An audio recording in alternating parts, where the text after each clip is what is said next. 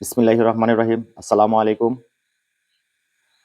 আপনারা যারা ফেসবুকে কাজ করেন তাদেরকে অবশ্যই ওই ৩ টি জায়গা চেক করে দেখে নিতে হবে যে আপনার প্রোফাইল বা পেজের মধ্যে কোনো সমস্যা আছে কিনা।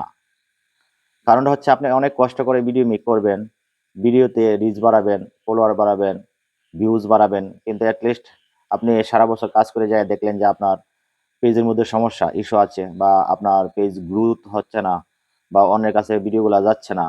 ফেসবুক হচ্ছে এরকম একটি জায়গা যে আপনার পেজ বা প্রোফাইল যদি ফ্রেশ থাকে তাহলে ফেসবুকের অ্যালগরিদম সিস্টেম আপনাকে অটোমেটিক্যালি ভাবে অন্যের কাছে আপনার ভিডিওগুলা পৌঁছায় দিবে। তো চলুন আজকে আমরা ওই ৩ টি বিষয় চেক করে দেখে নিই যে কোন জায়গায় বলবো যে আমাদের প্রোফাইল বা পেজের মধ্যে কোনো সমস্যা আছে কিনা বা আমাদের ভিডিওগুলা রিকমেন্ডেশন হচ্ছে কিনা বা ফেসবুক অন্যের কাছে পাঠাচ্ছে কিনা। তো চলুন আমরা এখন চলে যাই মোবাইল স্ক্রিনে। মোবাইল স্ক্রিনে যেয়ে দেখে নিই যে কোন জায়গাগুলো চেক করে আমরা দেখতে পারবো যে আমাদের পেজ বা প্রোফাইলটা একদম ফ্রেশ আছে কিনা। ফেসবুক অফিসিয়াল অ্যাপসে চলেন আমরা ফেসবুক অফিসিয়াল অ্যাপসটা ওপেন করলাম। করার পর হচ্ছে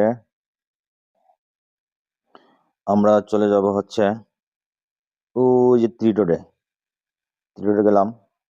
যাবার পর আমরা একটু স্ক্রল ডাউন করে নিচের দিকে এসে দেখতে পারবো হচ্ছে হেল্প এন্ড সাপোর্ট। আমি একটু মার্কিং করে দেখাই দিই। হেল্প এন্ড সাপোর্ট, এই হেল্প এন্ড সাপোর্টে ক্লিক করবেন।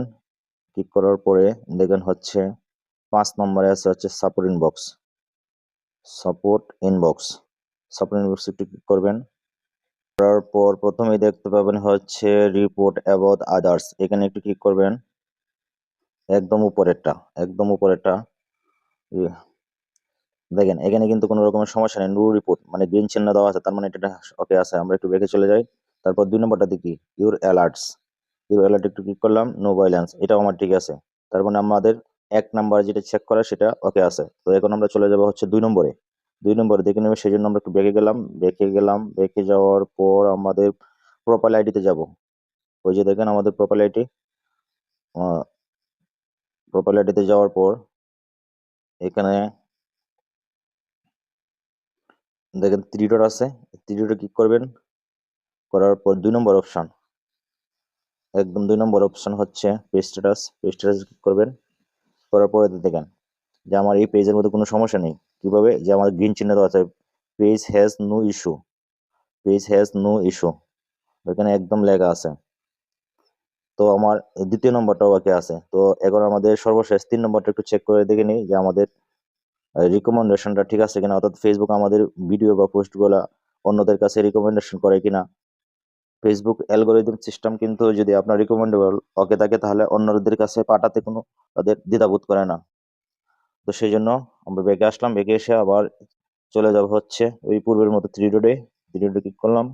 করার পর আমরা সেটিং আইকনে ক্লিক করব। করার পর আমরা একটু স্ক্রল ডাউন করে নিচের দিকে আসলে দেখতে পারবেন আপনারা এখানে আছে হচ্ছে পেজ সেটআপ। পেজ সেটআপে একটু ক্লিক করবেন। ক্লিক করার পর দেখেন একদম 6 নম্বরে আমি একদম 6 নম্বরে পেজ রিকমেন্ডেশন, ওই জায়গায় একটু ক্লিক করবেন। দেখেন এখানে কিন্তু একদম তারকা চিহ্নিত গ্রিন চিহ্ন দেওয়া আছে। যদি পেজের মধ্যে কোনো সমস্যা থাকে তাহলে কিন্তু এই তারকা চিহ্নিত গ্রিন চিহ্নটা দেওয়া থাকবে না, লাল চিহ্ন দেওয়া থাকবে। আর রিকমেন্ডেবল এই লেখাটুকু থাকবে না, ওখানে লেখা থাকবে হচ্ছে নট রিকমেন্ডেবল। তার মানে আপনার ভিডিওগুলো অন্যদের কাছে পৌঁছাবে না। তো আমার এই পেজের এই প্রোফাইলের আইটি মানে আমার এই উক্ত পেজটি কিন্তু একদম ফ্রেশ আছে, মানে ওইটার মধ্যে কোনো রকমের সমস্যা নাই। তো আপনারা এইভাবে প্রতিনিয়তই চেক করবেন যে আপনার আইডিতে কোনো সমস্যা আছে কিনা। ধন্যবাদ। অন্য আরেকদিন অন্য আরেকটি বিষয় নিয়ে কথা হবে।